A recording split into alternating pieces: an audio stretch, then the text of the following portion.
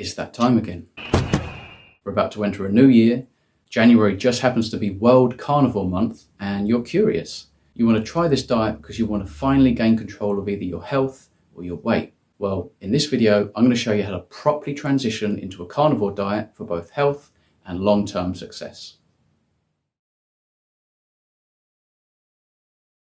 So the carnivore diet is really the most simplistic diet on the planet. It really doesn't require any measuring, counting, tracking, all of this stuff. I'd even go as far as to say that we don't need supplements, though some people do include certain things like electrolytes. When we transition into the diet, I also think that we don't need to overcomplicate things, but we should potentially take it slow. If you were to transition from one diet to another overnight, that can cause some inappropriate inflammation, right? It's going to be quite stressful for your body. The biome is forced to change quite rapidly, and that sometimes can make you feel a little bit run down, a little bit ill. A lot of people call it the keto flu. So what you're going to want to do, and this is how I would coach anyone transitioning into the diet, if I was to go back, this is exactly how I would do it. I would take 1 week at a time to basically take food groups, if you like, and stick them into a pile which you're not going to entertain anymore.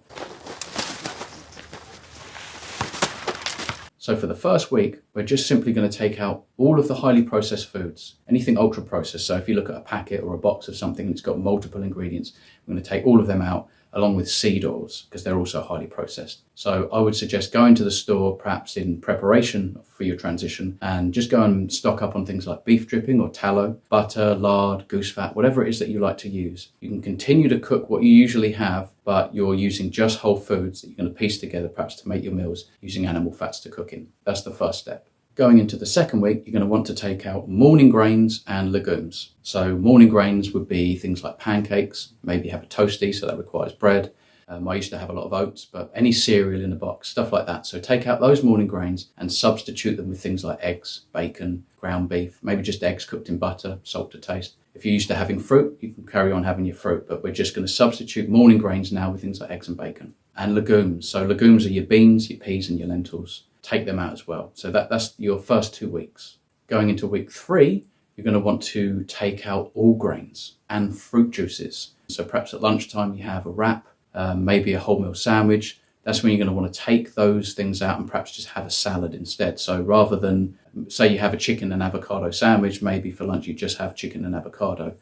Obviously at dinner time we're used to having things like rice and pasta. Those things need to come out. You can either substitute those things for a week with things like potatoes, but I would encourage, upping the meat, try buying some steaks, ground beef with eggs, and you could put some tomatoes in there for now, broccoli, stuff like that. If you're someone that has a glass of orange juice in the morning... Look, they got screwdrivers! Oh, no, Charlie, it's just orange juice. Orange juice, like the mixer? Yeah, people drink it. That's crazy to me. When was the last time you drank straight mixer? Take that out, replace it with a tea. You can have a coffee if you like. Water's obviously the most superior. Going into week 4, this is when you're going to want to start to take out the starchy vegetables. So now the potatoes need to come out. That's, white potatoes, sweet potatoes. We've already got rid of the legumes, but there's things like parsnips or turnips, beetroot, so that we don't have any starch left. So you're left with things like broccoli, lettuce, avocado, olives, stuff like that. Go ahead and continue to piece your meals together with the remaining foods that are left. You can still have some fruit, and you can still use condiments and things like that. As we enter week 5, this is when you're going to take out the remaining vegetables. And so your dinner's going to look something like steak and eggs with maybe a little bit of hot sauce, maybe ground beef, ground lamb mixed with eggs. You've got a little bit of cheese on there, that kind of thing. And you can still have a piece of fruit for dessert, for example. Going into week 6, we then take out the fruit, and then that's pretty much a carnivore diet. You may still have some condiments, a little bit of hot sauce, some pepper on your steak, some paprika on your eggs, whatever it is that you like. Feel free to continue using these for another 1 week, maybe 2 weeks. But I would suggest perhaps going into week 7, take out things like hot sauce, pull back on spices, the extra herbs and things like that. Don't worry too much about it. I mean, they're not the worst thing in the world, but they do contain things like tannic acid and oxalate and things like this, anti-nutrients, right? So it's not optimal. You don't want to be liberal with it. Don't overdo things like yogurt now as well. But if you can, just cut back to the point where you're pretty much having fatty red meat, so beef, lamb, goat, venison, elk, bison, buffalo, whatever it is that you can get your hands on. Whole eggs, if you can tolerate whole eggs. If not, the yolks are usually great for most people. High fat dairy in moderation, salt to taste, and drink water. You can have black coffees. I would recommend stopping after lunchtime and you can have non-sweet teas.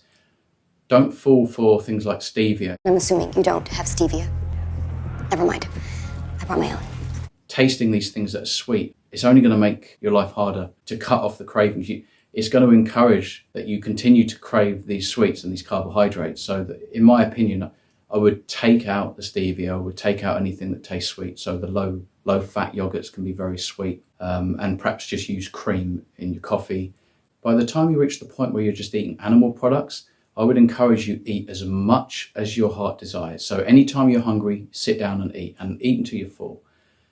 This may be 2 times a day, it could be 3 times a day, but just listen to your body. Don't worry about food frequency or volume. Don't worry about counting anything. If you can, aim for a 50-50 ratio between fats and proteins. Over time, you may want to increase the fat.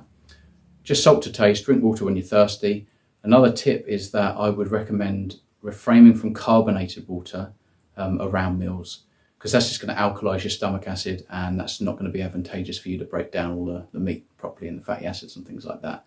6 weeks later, you might find yourself reducing the frequency down to 2 meals a day.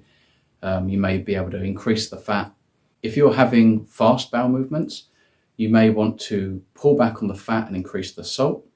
If you are struggling a little bit with the other side of things and you're having a bit of constipation, then perhaps pull back on the salt, increase the fat. And actually, I would even recommend having some things like short rib and oxtail in the slow cooker. Those liquefied rendered fats seem to really help have things move along. It's just a process of adaptation. You will get there. If you are one of those people that seem to experience some leg cramps in the middle of the night, then feel free to purchase a high quality supplement that has a good ratio of electrolytes, and that will address that problem.